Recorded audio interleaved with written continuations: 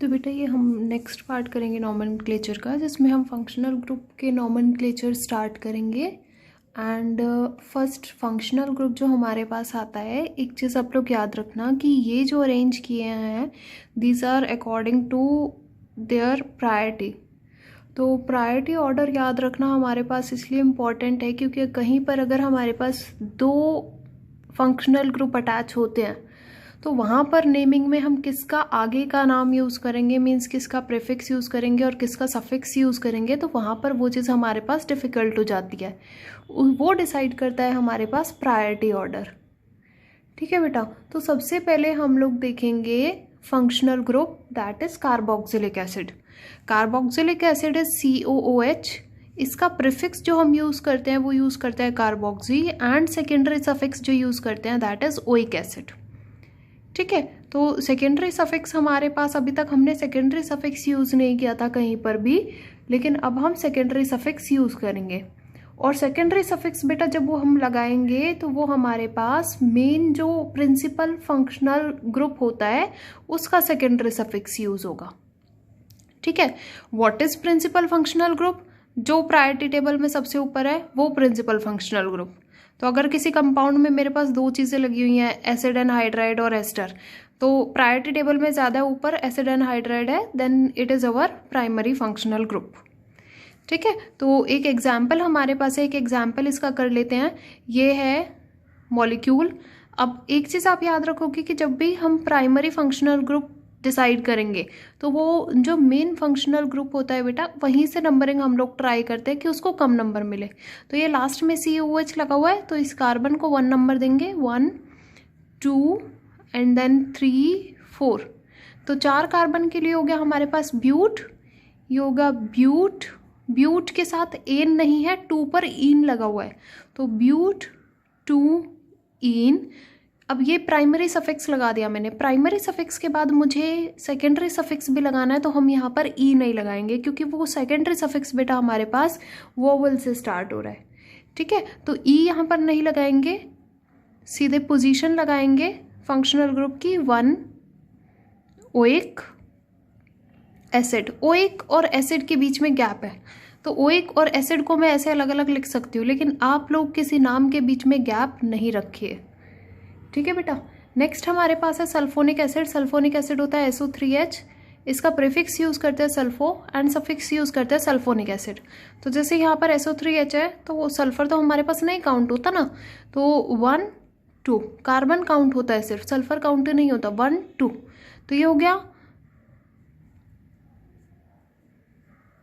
Ethane, 2 carbon के लिए ethane.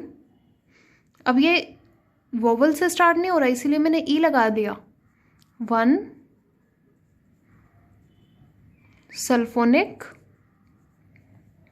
Acid. Sulphonic और एसिड के बीच में गैप है तो हम उसको ऐसे अलग अलग लिख सकते हैं, लेकिन बाकी किसी को नहीं लिखेंगे। Next we have acid anhydride. बेटा एसिड एनहाइड्राइड ऐसा दिखता है, RCOOCOR। आर मतलब कोई भी एल्काइल ग्रुप, कोई भी कार्बन चेन या कुछ भी कार्बन से रिलेटेड कोई भी ग्रुप यहाँ पर लगा हुआ है तो उसको हम आर लिखेंगे, और कोई भी बेंजीन रिंग लगी होगी तो उसको हम AR लिखेंगे। तो इसको हम ऐसे भी लिख सकते हैं RCO2O।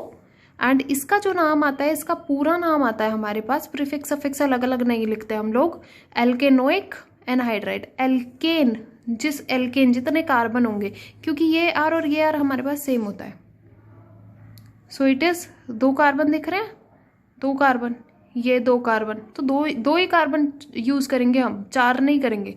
तो इट इज इथेनोइक एनहाइड्राइड। और जब मैंने इथेनॉइक लिख दिया ना तो इसका मतलब क्लियर है कि यहाँ पर भी इथेन है, यहाँ पर भी इथेन है, दोनों साइड इथेन है, क्योंकि अलग अलग नहीं होता ये।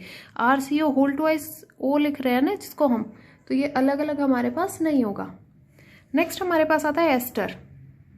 Ester is RCOOR-। RCOOR-। ये आर और ये आर अलग हो सकते हैं बिल्कुल डेफिनेटली। इसका नाम लिखेंगे एल्काइल एल्केनोएट। तो ये जो बेटा एल्काइल होता है it is small r। Alkanoate जो होता है ये बड़े वाला R होता है। जैसे ये है मेरे पास, इसमें 2 ग्रुप है, एक तो ये जिसमें 3 कार्बन है और एक ये जिसमें 1 कार्बन है। सो इट इज़ 1 2 3 और ये मिथाइल। तो इसका बेटा जब हम नाम लिखेंगे तो एल्काइल वाले में जाएगा methyl. So it is methyl. 3 carbon के लिए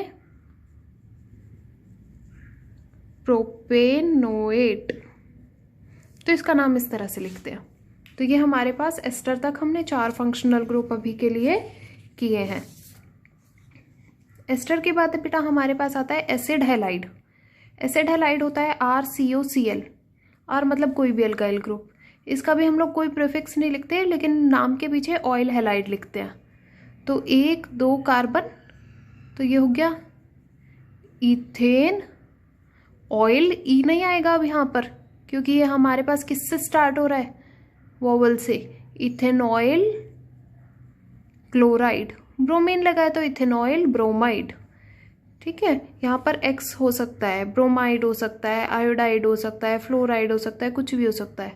यहाँ पर हम क्या लिखेंगे, इट विल बी बेंजोइल। ये बेंजोइल में ये कार्बन भी इंक्लूडेड है। बेंजोइल लिखा है मैंने, बेंजीन नहीं लिखा है। तो बेंजोइल क्लोराइड। तो बेंजोइल क्लोराइड का फॉर्मूला बेटा हमारे पास होता है बेंजीन COCl। नेक्स्ट हमारे पास है एमाइड। Amide is RCONH2। ये एमाइड होता है हमारे पास, इसका सेकेंडरी सफिक्स एमाइड ही लिखते हैं। ये भी हमारे पास वोवल से स्टार्ट है। तो कितने कार्बन है यहाँ पर, 1 2 3।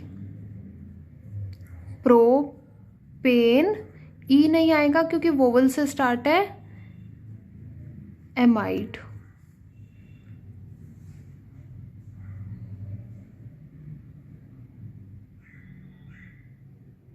सो अभी हमने 6 फंक्शनल ग्रुप पढ़े। नेक्स्ट वी हैव बेटा साइनो। Cyano is CN। ठीक है, अब CN का प्रीफिक्स हम साइनो भी लिखते हैं। जब हम साइनो लिखेंगे तो इस CN को, इस कार्बन को इस मेन चेन में इंक्लूड नहीं करेंगे। और सेकेंडरी सफिक्स इसका हमारे पास आता है नाइट्राइल। तो दोनों तरीके से मैं इसका नाम आपको लिख करके दिखाती हूँ, नाइट्राइल से भी और CN से भी। पहले नाइट्राइल से लिख लेते हैं। नाइट्राइल से लिखेंगे तो इट विल बी 1 2 3। 1 2 3 के लिए हो जाएगा ये प्रोपेन, और ई लगाएंगे यहाँ पर क्योंकि ये वोवल नहीं है, प्रोपेन नाइट्राइल। ठीक है, अब साइनो से लिखना है मुझे इसका नाम। साइनो से जब हम लिखेंगे ना, तो ये साइनो इस पूरे CN के लिए लिखते हैं हम। साइनो इस पूरे CN के लिए लिखते हैं। तो नंबरिंग इसको छोड़कर फिर स्टार्ट करते हैं। नंबरिंग हो जाएगी 1 2। सो इट इज 1 डैश क्यों डाला मैंने, ताकि ऊपर वाली नंबरिंग और नीचे वाली नंबरिंग को आप डिस्टिंग्विश कर सको। आप इसको 1 भी लिख सकते हो। 1 साइनो इथेन। 1 पे साइनो लगाए इथेन के। साइनो का मतलब ही CN है। साइनो मीन्स CN, मतलब उस पर अगर साइनो लिखा हुआ है तो मतलब CN लिखा हुआ है, CN।